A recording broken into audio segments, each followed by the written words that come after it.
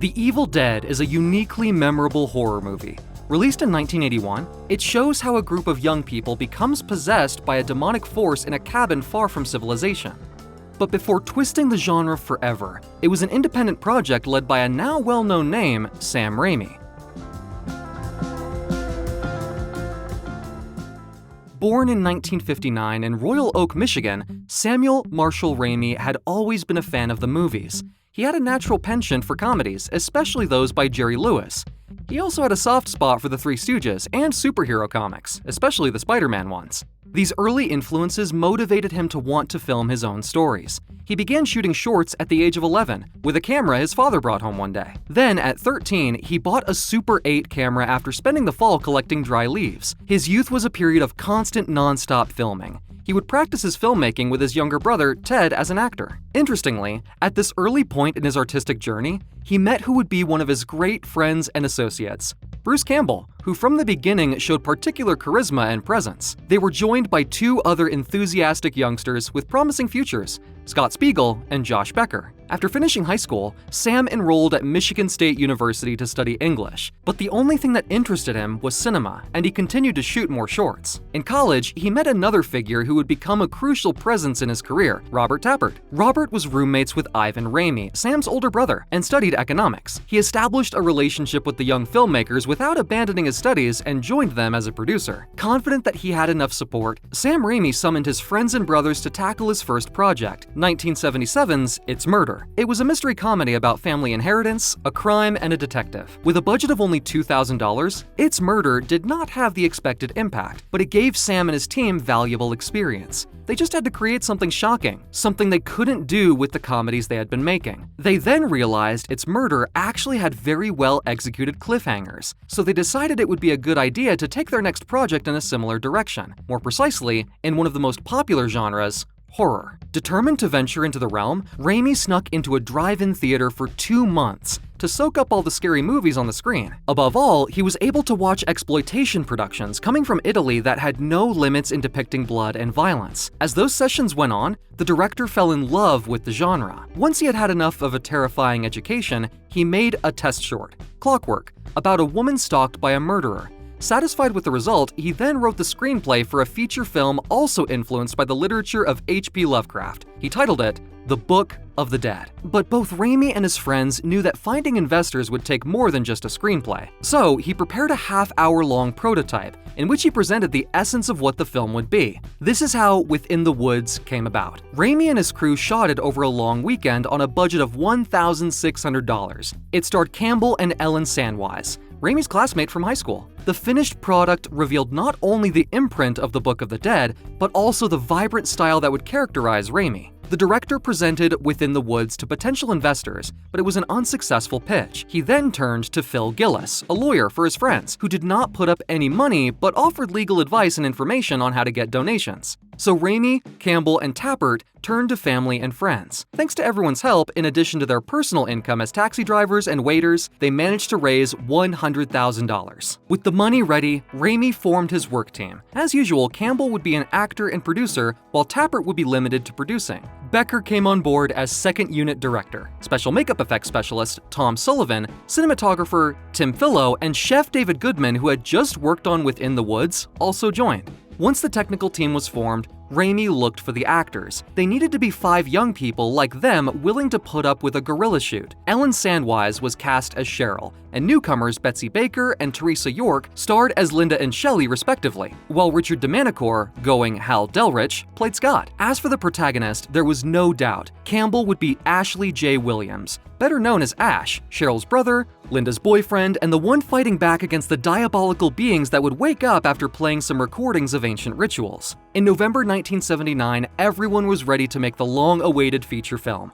Raimi had just turned 20 and considered the opportunity a professional baptism. They traveled to Morristown, Tennessee, since the State Film Development Commission had arranged a cabin for them as required by the script. But after 12 hours of travel, the first inconvenience arose. The owners of the cabin had reneged, so the only location was lost. Far from getting depressed, Raimi, Tapert, and Campbell set out to find a solution right there in Tennessee. They soon found Gary Holt, a local guide who first found them a place to stay, and, a few days later, a new location. Raimi and his team greatly appreciated Holt's help, to the point that they credited him as a production assistant. This new cabin was abandoned and dirty, and cows used it as a shelter. It had no electricity or running water, and ironically, it was haunted. As far as Raimi and his people could find out, the man who had built it at the beginning of the 20th century died when he was struck by lightning before laying the last brick. They also learned that years later, 3 women of consecutive generations had lived there. The oldest 2 died suddenly one night, and the youngest ran away and was left disturbed. Regardless of the shortcomings and legends, the cabin was everything that Raimi and his team were looking for, a small house in the middle of a forest. Since it was still owned, the deal was that the young filmmakers could do whatever they wanted as long as they left everything as it was. They just had to take care of setting up appropriate filming conditions, which took 10 days. They had to fix windows and build furniture, for which they required Steve Frankel, credited as a construction supervisor. But the script also indicated that there would be a basement, so it was necessary to dig a hole and place a trap door on top. It would be indispensable for the shots from outside the basement when the monsters would appear and drive the others crazy. While a group cleaned and refurbished the cabin,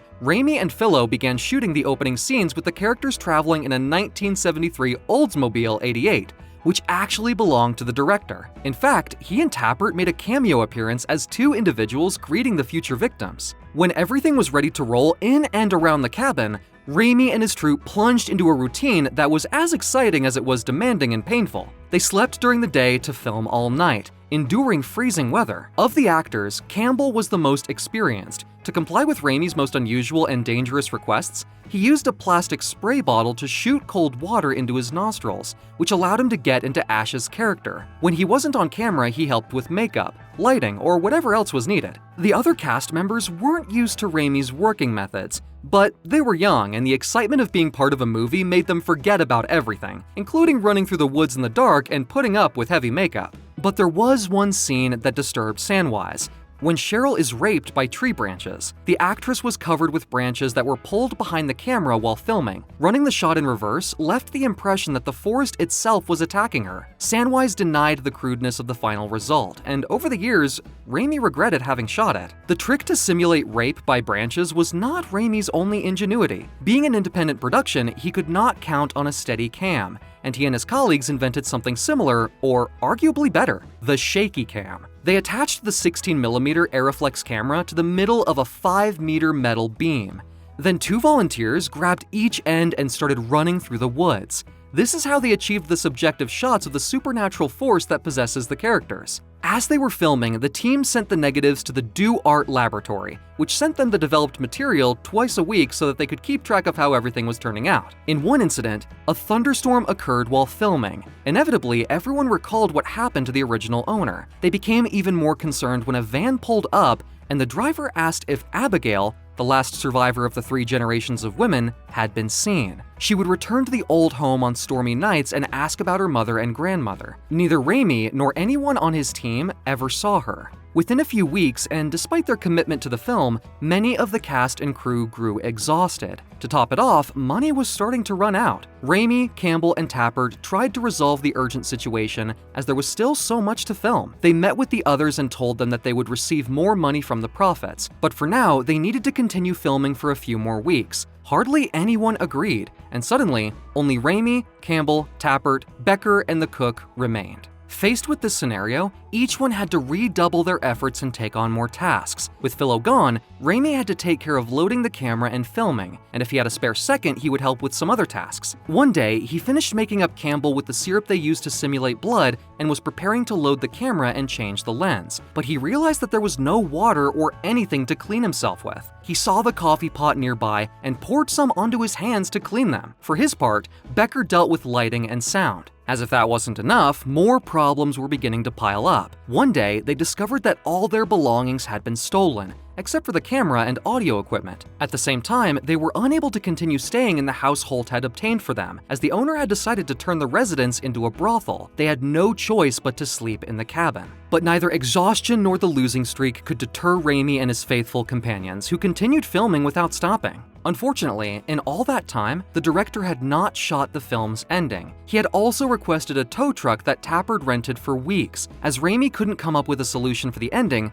Becker suggested Evil make one last appearance. Raimi put this idea into practice, and everyone was satisfied. Filming in Tennessee wrapped up in early January 1980. Before returning to Michigan, Raimi and his crew buried a time capsule in the pit that had served as a basement. A few days after his departure, the cabin caught fire when it was struck by lightning. Although the bulk of the shooting had been completed, some key scenes were yet to be shot, such as those inside the basement and some shots with special effects. But everything was adequately resolved in Raimi's garage and Tapert's basement. The original soundtrack was also quickly handled by newcomer Joseph LaDuca. With the raw material in order, Raimi and Tapert traveled to New York to edit the film. There they established a relationship with the editor's assistant, Joel Cohen, who years later, along with his brother Ethan, would succeed as a director. On October 15, 1981, and with a final budget of $350,000, The Book of the Dead premiered at the Redford Theater in Michigan. However, they wanted to reach a larger audience, so they turned to Irvin Shapiro, a veteran distributor and producer. The first thing he did was change the film's title to The Evil Dead. Having been one of the founders of the Cannes Film Festival, he secured a spot for its viewing in 1982. And as it was a masterpiece, he managed to get it seen by Stephen King. The author defined it as the most fiercely original horror film of that year,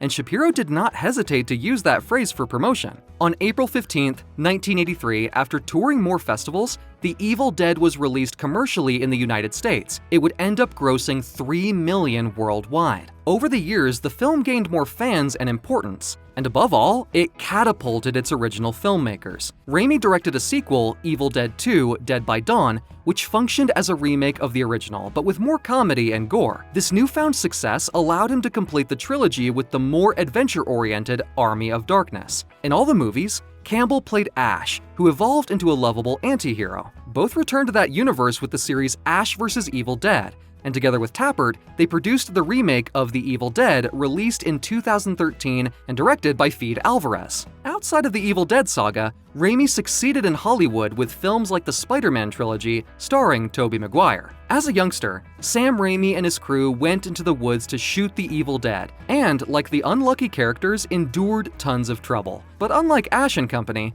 they survived to give us a timeless cult classic.